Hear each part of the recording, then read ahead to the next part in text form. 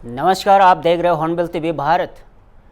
बरेली में आज मुख्यमंत्री योगी आदित्यनाथ का दौरा कई मायनों में खास रहा।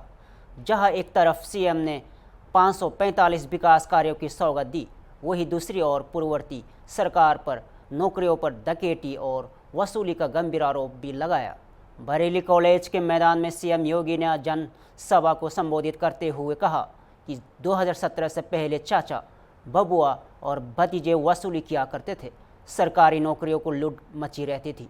सीएम ने 223 परियोजनाओं का लोकार्पण और 322 परियोजनाओं का शिलान्यास किया। बरेली मंडल को मिला पहला यूनानी मेडिकल कॉलेज, साथ ही नाथ कॉरिडोर के लिए 62 करोड़ रुपए की स्वीकृति भी दी गई। उन्होंने कहा कि आज उत्तर प्रदेश को कोई दंगाग्रस्त नहीं कह सकता। पुलिस अब माफियों के लिए काल बन गई है। मुख्यमंत्री युवा उद्यमी योजना के तहत 17,000 युवाओं को जोड़ा गया है और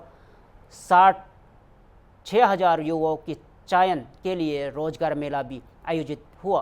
कंवर यात्रा, बाढ़ राहत और बरेली के धार्मिक महत्व को लेकर भी मुख्यमंत्री ने आज जनता को भरोसा दिलाया। बरेली मंडल के साथ साथ बरायू, पीलीभीत और शाहजहांपुर में भी विकास कार्यों की झलक दिखाई दी। सुनिए। डेवलपमेंट के भी नए नए मॉडल, कई मेट्रो, कई हाईवे, कई एक्सप्रेस हाईवे, कहीं एयरपोर्ट, ये सभी प्रभावी ढंग से आगे बढ़ाने के काम हो रहे हैं। बाईपास का निर्माण हो, ब्रिजेज का निर्माण हो, फ्लाईओवर और रेल ओवर ब्रिजेज के निर्माण के कार्य हो, गांव की कनेक्टिविटी को और बेहतर बनाने का कार्य हो, ये सभी कार्य हम लोग तेजी के साथ आगे बढ़ाने का कार्य कर रहे हैं। और उसी क्रम में आज हम सब बरेली में आए हैं। नाथ कॉरिडोर से तो यह अपनी पहचान देता ही है। भगवान पार्श्वनाथ का भी ये पावन धरा है बरेली, जैन तीर्थन का। ये उत्तर प्रदेश का सौभाग्य है कि अपनी आध्यात्मिक विरासत के लिए उत्तर प्रदेश ने देश को बहुत कुछ दिया है। यहां पर राम की भी जन्मभूमि उत्तर प्रदेश, श्री कृष्ण की भी जन्मभूमि उत्तर प्रदेश, बुद्ध की भी जन्मभूमि और महापरिनिर्वाण भूमि उत्तर प्रदेश से लगती है। तो बहनों और भाइयों, भगवान बुद्ध से जुड़े हुए जितने भी महत्वपूर्ण स्थल हैं, वे सभी उत्तर प्रदेश से जुड़े हुए हैं। महत्वपूर्ण स्थल उत्तर प्रदेश से जुड़े हुए हैं। जैन तीर्थंकरों की ज्यादातर जैन तीर्थंकरों की भूमि उत्तर प्रदेश है। अयोध्या हो या काशी या बरेली, हमारे जैन तीर्थंकरों की पावन भूमि के रूप में भी ये अपनी पहचान बनाता है। ITRI बरेली को एक नई पहचान दे रहा है। और आज इन्हीं सब कार्यक्रमों के साथ हमें यहाँ पर जुड़ने का एक अवसर प्राप्त हो रहा है। बहनों और भाइयों, आज यहाँ पर अनेक परियोजनाओं का, जिसमें हम लोगों ने बाढ़ सुरक्षा से जुड़े हुए, रामगंगा के जुड़े हुए उन तमाम बाढ़ की 9 परियोजनाओं का भी आज यहाँ पे लोकार्पण किया है। इसके साथ ही NH-24 से शंका पुल तक के मार्ग के चौड़ीकरण के कार्य का भी लोकार्पण का कार्यक्रम के साथ ही यहाँ के यूनानी मेडिकल कॉलेज के लोकार्पण और पुराने कारागार को फिर से चालू करने वाले पुराने भवनों की मरम्मत और निर्माण के कार्यों को भी हम लोगों ने यहाँ पर आज लोकार्पण के कार्य के साथ जोड़ा है। ग्रामीण पेयजल की योजनाओं के साथ ही ऊर्जा विभाग और नगर निगम से जुड़े हुए जोनल कार्यालयों के भी उद्घाटन के कार्यक्रम को आज हम लोगों ने यहाँ की परियोजनाओं के साथ जोड़ा है। शिलान्यास की जो महत्वपूर्ण परियोजनाएं हैं, जो बरेली को एक नई पहचान दिलाने वाले हैं, जो नाथ कॉरिडोर की बात मैंने कही थी, इसमें अलखनाथ मंदिर, तुलसी मठ मंदिर, गोपेश्वर नाथ मंदिर, त्रिपटी नाथ मंदिर, वनखंडी नाथ मंदिर, तपेश्वर नाथ मंदिर और पशुपति नाथ मंदिर, इनके पर्यटन के विकास से जुड़ी हुई योजनाओं को, जिन्हें हम लगभग 62 करोड़ रुपए की लागत से यहाँ के लिए हम लोग अलग से स्वीकृत किया है, जिससे बरेली के आध्यात्मिक पर्यटन को एक नई गति दी जा सके। अक्षत्र पार्श्वनाथ अतिशय तीर्थ क्षेत्र दिगंबर जैन मंदिर रामनगर किला का भी पर्यटन विकास की दृष्टि से इसको भी हमने अपनी स्वीकृति दी है। जल निगम ऊर्जा विभाग की योजनाओं को भी और साथ ही यहाँ पर अन्य तमाम विकास की परियोजनाओं को, इसमें विकास प्राधिकरण की भी है, नगर निगम की भी है, गौ संरक्षण से जुड़ी हुई योजनाएं भी हैं, इन सब को भी आज यहाँ पर शिलान्यास किया जा रहा है। बहनों और भाइयों, आज के इस अवसर पर मैं आभारी हूं आप सबका। उत्तर प्रदेश में लगातार हो रही बारिश ने जनजीवन अस्त व्यस्त कर दिया है। प्रयागराज और वाराणसी जैसे बड़े शहरों में हालत बाढ़ जैसे बन चुके हैं। कई जिलों में सड़कें उखड़ गई है, पेड़ गिर गए हैं और राहत कार्य में बेहद धीमा चल रहा है। इन्हीं हालातों को लेकर कांग्रेस के प्रदेश अध्यक्ष अजय राय ने यूपी सरकार पर सीधा हमला बोला है। अजय राय का कहना है कि प्रदेश के जिलों में लोग बाढ़ से जूझ रहे हैं और सरकार मुख्य दर्शक बनी बैठी है। साथ ही उन्होंने हिंदू युवा वाहिनी को लेकर भी बड़ा बयान दिया और कहा, हिंदू युवा वाहिनी अभी भी सक्रिय है, ये संगठन बंद नहीं हुआ है। पंचायती चुनाव में हम अकेले लड़ेंगे और जीत कर दिखाएंगे। और अब आपको सीधे ले चलते हैं एक्सक्लूसिव 1-to-1 में, जहां हमारे संवाददाता ने बात की कांग्रेस के प्रदेश अध्यक्ष अजय राय से। तो उत्तर प्रदेश में बारिश, बाढ़, सरकारी नाकामी और पंचायती चुनाव को लेकर उन्होंने क्या कहा, देखिए और सुनिए। हमारे साथ बातचीत करने के लिए अजय राय जी हैं, कांग्रेस के प्रदेश अध्यक्ष हैं। इनसे बात करेंगे। सर, क्या कहना चाहेंगे आज नहीं, बहुत ही प्रखर नेता, साफ बोलने वाले और हमेशा दमदारी के साथ अपनी बात रखने वाले और चरित्र की राजनीति करने वाले। कभी किसी से न डरा न कभी झुका, सही बात, पद को त्याग कर दिया। ऐसे सतपाल मलिक साहब आज हमारे बीच में नहीं हैं। मैं उनको नमन करता हूं, उनको श्रद्धांजलि अर्पित करता हूं। सर, जिस तरीके से संसद में राहुल गांधी ने चुनाव आयोग के खिलाफ चोरी के आरोप लगाए वोटिंग को, इसको आप कैसे देखते हैं? नहीं, बिल्कुल सही है। मैं बनारस का आपको उदाहरण दे सकता हूं कि बनारस में जब मोदी जी चुनाव हारने लगे 12 बजे तक, उसके बाद सारे जो चुनाव आयोग के अधिकृत वेबसाइट थे सब बंद कर दिए गए और सीधे 5:30 बजे अनाउंस किया गया कि मोदी जी चुनाव जीत गए। हर राउंड्स का जो अधिकृत वेबसाइट पे चुनाव आयोग की जानकारी दी जाती है, क्यों बंद कर दी गई? बनारस में 12 बजे के बाद अधिकृत जानकारी बंद हो गई। हर राउंड्स की जो काउंटिंग होती थी, जो फ्लैश करता था चुनाव आयोग, रोक क्यों दिया गया?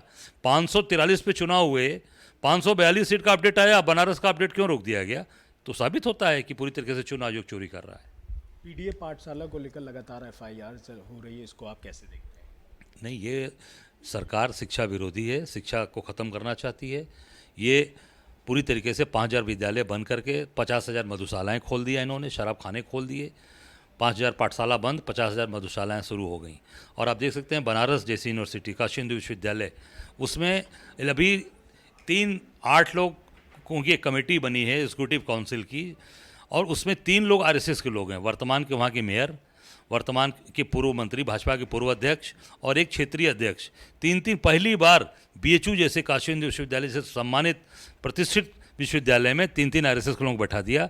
इससे साबित होता है कि शिक्षा को पूरी तरीके से मिटाना चाहते हैं। सर, क्या कहना चाहेंगे उत्तर प्रदेश में जिस तरीके से बाढ़ की स्थिति हो गई है, जहाँ पर प्रयागराज में 66 करोड़ लोग नहाए थे, अब वहाँ पर बाढ़ आ गई। बनारस में देख लीजिए किस तरीके से बाढ़ आ रही, सरकार इस पर कोई एक्शन नहीं ले रही। क्या सरकार केवल दिखावा कर रही है, मार्केटिंग, अपना एक इवेंट, वो सारा इवेंट मार्केटिंग उन्होंने किया।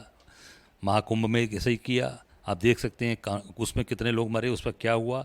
तो कहीं पर भी बाढ़ की नियंत्रण की स्थिति करना, उसके पूरी तैयारी करना, बाढ़ चौकियां स्थापित करना, बाढ़ शिविर केंद्र जो जहाँ पे लोग रहते, सब कुछ नहीं है। पूरी तरीके से लोगों को कहीं खाने को नहीं मिल रहा है, कोई व्यवस्था नहीं है, पूरी व्यवस्था ध्वस्त है। केवल मार्केटिंग और इवेंट की सरकार है ये। सर, उत्तर प्रदेश में हिंदू युवा वाहिनी फिर एक्टिव हो गई है। उत्तराखंड में भी लगातार वहाँ पर भी बैठकें हो रही हैं। क्या उत्तर प्रदेश की राजनीति में कुछ बड़ा होने जा रहा है, क्योंकि जिस तरीके से हिंदू युवा वाहिनी एक्टिव हो गई है? तो हिंदू युवा वाहिनी कहाँ अनएक्टिव कहाँ थी, पहले से एक्टिव है। मुख्यमंत्री हिंदू युवा वाहिनी की तो हैं ये, तो एक्टिव है ना, ये बंद कहाँ हुई है? हिंदू विवाह वाहिनी के मुख्यमंत्री बन के बैठे हैं तो एक्टिव तो चल ही रही है, बंद कहाँ है? क्या कहेंगे पंचायती चुनाव को लेकर? पंचायत चुनाव लड़ेगी कांग्रेस पार्टी, पूरी ताकत से लड़ेगी। पंचायत में अकेले लड़ेंगे और पूरे उत्तर प्रदेश के अंदर कांग्रेस पार्टी अपने आप को मजबूती से स्थापित करेगी, मजबूती से आगे बढ़ेंगे। हमारे साथ बातचीत करने के लिए कांग्रेस के प्रदेश अध्यक्ष अजय राय जी, इनका साफ तौर पर कहना है पंचायती चुनाव मजबूती के साथ लड़ेंगे, अकेले लड़ेंगे और देखा जाएगा कि कैसे आगे 2027 में गठबंधन में चुनाव लड़ना है या नहीं। वीडियो जर्नलिस्ट अनिल सैनी के साथ निहाल पांडे, हॉर्नबिल टीवी, लखनऊ। सीतापुर से इस वक्त बड़ी खबर। उत्तर प्रदेश में अब मंत्री भी सिस्टम से हार मानने लगे हैं। करागर राज्य मंत्री सुरेश राही खुद बिजली विभाग की लापरवाही से इतने नाराज हुए कि उन्होंने गांव से लगे ट्रांसफार्मर को अपने हाथों से उतरवाकर पावर हाउस भिजवा दिया। पूरा मामला जनपद के हर गांव इलाके के कोरिया उदयपुर गांव का है, जहां बीते 15 दिनों से बिजली गायब है। गांव वालों ने मंत्री जी से मदद की गुहार लगाई, लेकिन बिजली विभाग के अधिकारियों ने मंत्री जी की भी नहीं सुनी। फोन पर हुई बातचीत का वीडियो भी वायरल हो चुका है, जिसमें मंत्री सुरेश राही बिजली विभाग को कर्मचारियों से नाराजगी जताते हुए दिख रहे हैं। मंत्री जी का साफ कहना है, अगर मेरी सुन रहे हो तो ना जनता की क्या सुनेंगे, और इसी नाराजगी के चलते उन्होंने ट्रांसफार्मर को खुद उतरवा कर पावर हाउस में जमा करवा दिया। अब सवाल उठता है कि जब मंत्री की सुनवाई नहीं हो रही है तो आम जनता की क्या सुनेगी। आगे सुनिए। आज आपको कुरैया उदनापुर में अचानक आना पड़ा, और क्यों आना पड़ा और ये क्यों ट्रांसफार्मर आपने अपने आप उतरवाया है? ये लगभग 15 दिन से ट्रांसफार्मर ख़राब है। गांव वाले लगातार फ़ोन कर रहे थे, हम लोग लगातार यहाँ का जो जी है उसको फ़ोन करते थे, बताते थे इसको ट्रांसफार्मर आप ठीक करा दो। आज नहीं, कल नहीं, परसों नहीं, बार बार टाल मटोल कर रहा था। आज जब उसको दोपहर में बात किया गया तो उसने सीधे स्पष्ट शब्दों में बोल दिया कि अभी हमारे पास समय नहीं, आप उतरवा लो। तो फिर हमें मजबूरन यहाँ पे आके उसको उतरवाना पड़ा। फिर मैंने एमडी साहब से बात की तो उनके स्टाफ ने बात करने से मना कर दिया। बोले एमडी साहब बहुत बिजी रहती, उनका काम बहुत रहता है तो बात नहीं कर पाएंगी। हालांकि बाद में उनका फ़ोन आया, बात की, लेकिन जब ये ट्रांसफार्मर उतर रहा था, लाइनमैन को बुलवाया गया, उसके बावजूद ना यहाँ कोई बिजली का अधिकारी आया। उल्टा इस ट्रांसफार्मर को उतरने से रोकने के लिए तमाम प्रयास किए गए हैं। और अभी कुछ लोगों के माध्यम से जो यहाँ का जेई है मिश्रा, किसी दूसरे जेई को बोल रहा है जाके वहाँ मंत्री जी को संभालो, मतलब स्वयं नहीं आया, दूसरों से बोल रहा है जाके वहाँ संभालिए। रमेश मिश्रा नाम है उस जेई का। इतना भ्रष्ट है, जानबूझकर यहाँ पर जितने भी भाजपा के कार्यकर्ता जो लोग हैं यहाँ पे, उनके घर में छापे डालने का काम करता है, भारतीय जनता पार्टी के लोगों को परेशान करने का काम करता है। जो भी यहाँ पे गांव भारतीय जनता पार्टी के पक्ष में रहते हैं, उन गांवों में बिजली की व्यवस्था बहुत खराब रहती है। आज पूरे हर गांव के अंदर पिछले 24 घंटे से लाइट नहीं आ रही, लोगों ने बताया मुझे। किसी भी प्रकार का कोई भी यहाँ कोई व्यवस्था नहीं की जा रही है। कहीं गड्ढा खोद दिया था, बोले यहाँ फॉल्ट ठीक कर रहे हैं। आपको कैसे पता लग गया अगर यहाँ पे फॉल्ट है? अधिकारी बिल्कुल संवेदनहीन हो गए हैं। अभी 15-20 दिन पहले की बात है, यहाँ पे हर गांव पावर हाउस में बैठ के एक बैठक हुई थी, जिसमें एससी, एसडीओ और जे सारे जो सभी लोग यहाँ पे थे। और मैं एक चीज़ आपको ये बताना चाहूँगा, इससे पहले जब हमारी एक्शन से अगर बात हो रही थी तो एक्शन ने स्वयं बात न कर मुझे एसडीओ को फ़ोन पकड़ा दिया। यहाँ की बिजली व्यवस्था बिल्कुल भ्रष्ट हो चुकी है, किसी भी काम की नहीं है। बार बार हम लोग इनको बचाते आए हैं, बिल्कुल बिजली व्यवस्था यहाँ ध्वस्त हो चुकी है। उत्तर प्रदेश के बलिया जिले से एक और सियासी बयानबाजी ने तूल पकड़ लिया है। समाजवादी पार्टी के राष्ट्रीय सचिव अवलेश सिंह ने पंचायती राज विभाग के कथित भेदभावपूर्ण आदेश को लेकर राज्य सरकार पर तीखा हमला बोला है। उन्होंने कहा है कि उत्तर प्रदेश सरकार लगातार कुछ खास जातियों को टारगेट कर रही है।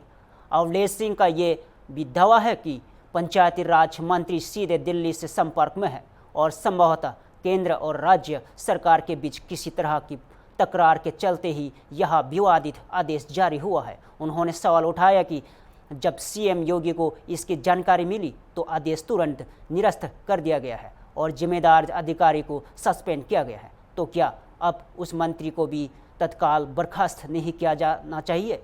अवधेश सिंह ने कहा कि इस तरह के वातावरण निंदनीय है और सरकार को स्पष्ट करना होगा कि इस पूरे मामले की जिम्मेदारी किसकी है।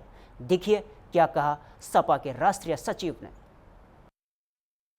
जी, आज पंचायती राज विभाग द्वारा एक भेदभावपूर्ण एक निर्देश जारी किया गया है, पत्र जारी किया गया, जिसमें ये कहा गया है कि मुस्लिम और यादव की जमीनें जो है वो चिन्हित करके और उस पर जिलाधिकारी कार्रवाई करे। क्या कहेंगे इस पर? भारतीय जनता पार्टी की सरकार में आपको बताना चाहता हूँ कि पूरे उत्तर प्रदेश में हमेशा ये दोनों जातियों को टारगेट करके काम किया जा रहा है, जो बहुत ही निंदनीय है। और ये डबल इंजन के आपस में इंजन टकरा रहे हैं दिल्ली के और उत्तर प्रदेश के, जो दोनों भाजपा सरकार के, जिसके कारण दिल्ली से आदेश मिला होगा, जो पंचायती राज मंत्री है दिल्ली से गवर्न करता है, इसलिए इस तरह का वातावरण फैलाने का काम किया और सूबे के मुखिया ने पता लगा तो उसको निरस्त कर दिया। तो हम जहाँ तक समझते हैं कि ऐसे मंत्रियों को तत्काल प्रभाव से बर्खास्त करना चाहिए और साथ साथ जब डबल इंजन आपस में नहीं बन रहा है तो ये कैबिनेट को ही भंग करके जनता के बीच जाना चाहिए, क्योंकि इस तरह के वातावरण पूरे प्रदेश में जो फैल रहा है ये ठीक नहीं है, बहुत निंदनीय है। मुख्यमंत्री जी ने तो सस्पेंड किया है अधिकारी को, क्या मांग करेंगे कि सस्पेंड किया है, अधिकारी जिम्मेदार है या फिर मंत्री जी? अधिकारी कभी भी जिम्मेदार नहीं होता है। मंत्री और सरकार के जो डबल इंजन के लोग हैं इंस्ट्रक्शन देते हैं, मंत्री ने इंस्ट्रक्शन दिया होगा तभी अधिकारी ने ऑर्डर दिया होगा।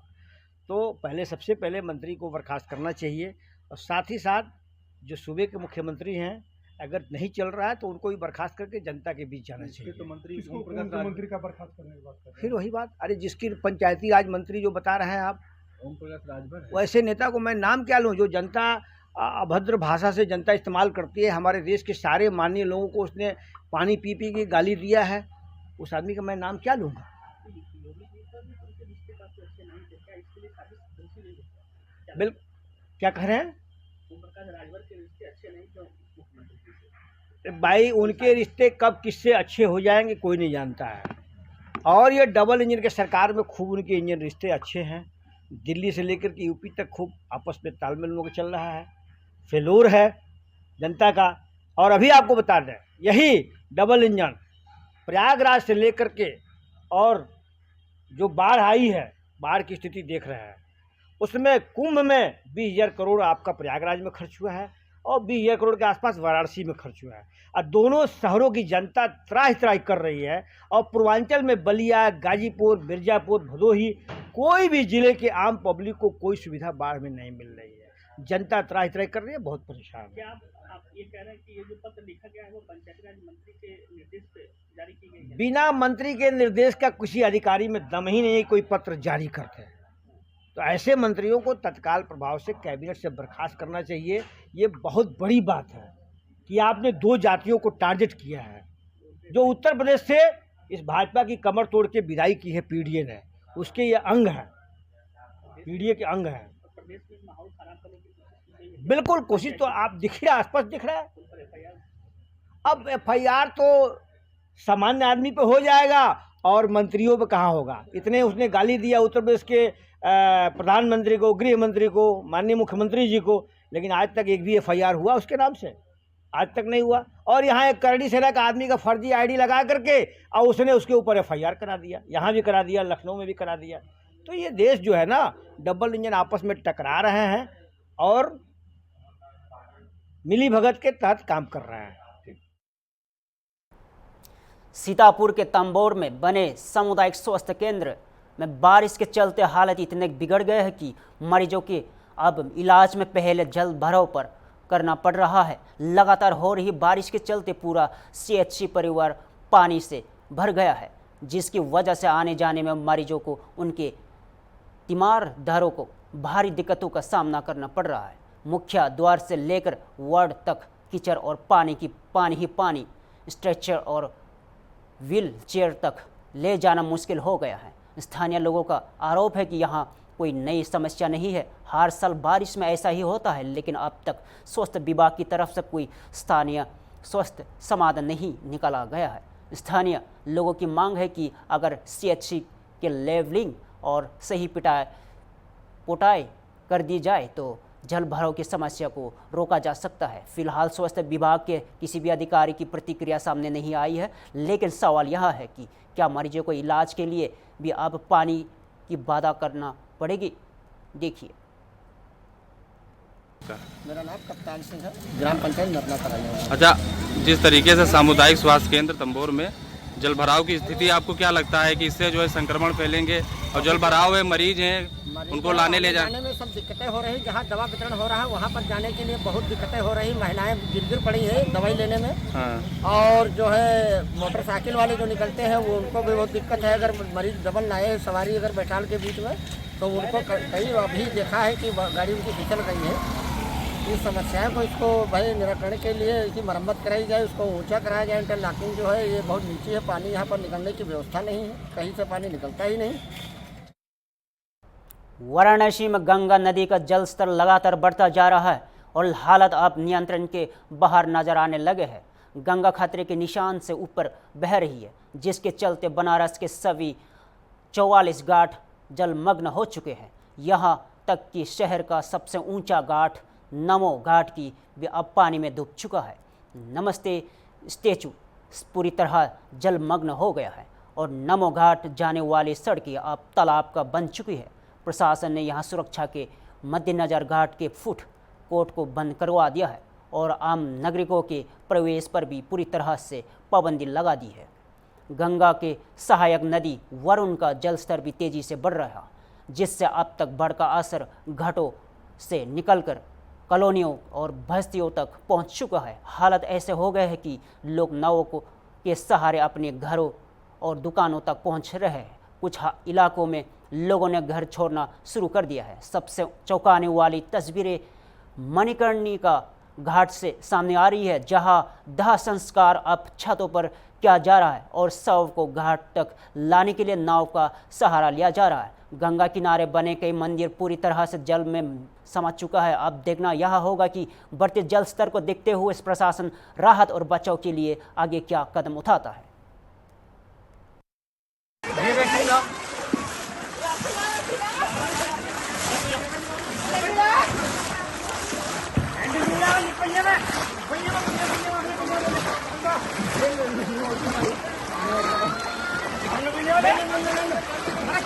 भैया किरण को फोन कर दो तुम।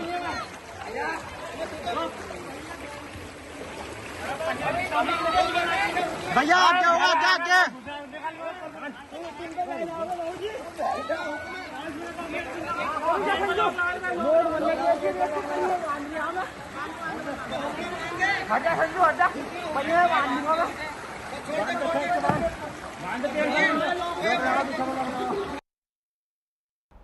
फिलहाल के लिए इतना ही।